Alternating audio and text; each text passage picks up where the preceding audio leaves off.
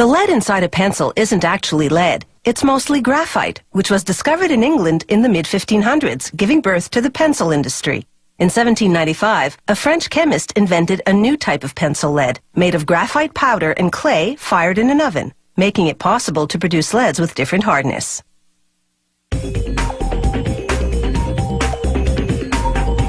For the pencil's body, you need a type of wood that's soft enough to sharpen, yet strong enough not to bend under the writer's hand pressure. This German pencil factory uses cedar from California. The wood is 5 millimeters thick and arrives pre-cut in slats of 18 by 7 centimeters. One by one, the slats pass under a giant cutting wheel.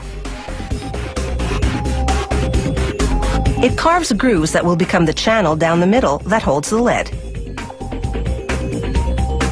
The next machine fills the grooves with glue, a special formulation that's slightly elastic. This cushions the lead so that it's less likely to break inside the channel. Every second slat moves on to another conveyor belt. The ones that stay on this line head toward the machine that lays in the lead. The lead is made of a graphite and clay mixture, baked in an oven at more than 800 degrees Celsius. The lead-laying machine's wheel loads itself with leads. Their spacing matches the grooves in the slats. It's the same process for colored pencils, only the leads are made of wax, clay, and pigments, with no baking required.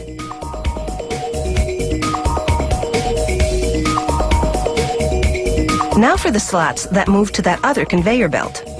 An automated arm flips each one over, slides it across a glue applicator, then drops it onto a leaded slat on the other conveyor belt.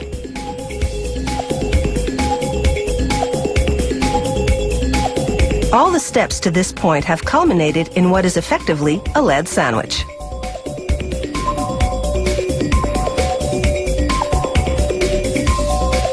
Now a plunger squeezes those sandwiches together with a full ton of pressure. It compresses them for an hour while the glue dries. After that, it's just a matter of slicing the sandwiches into pencils. This shaping machine makes the hexagonal profile in 2 steps. First, its upper cutter forms 3 sides on top, then its lower cutter shapes 3 sides on the bottom. As soon as the bottom side is cut, the pencils separate.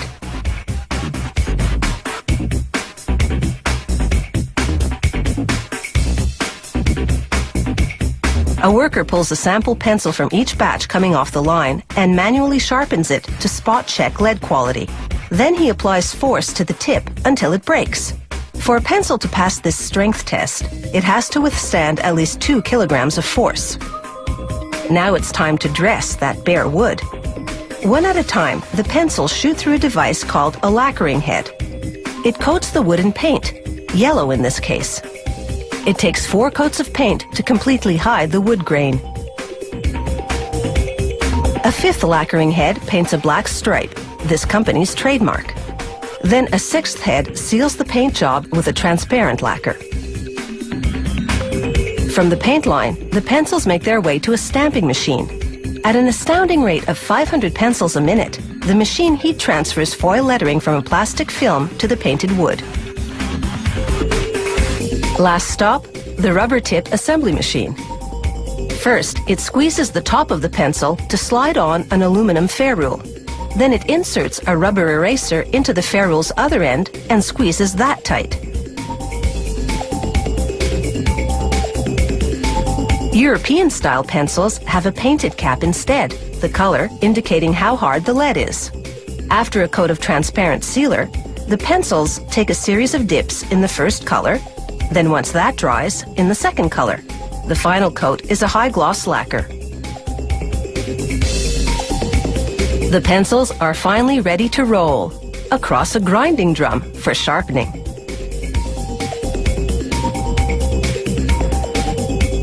By the time they roll off, they're pointed perfection.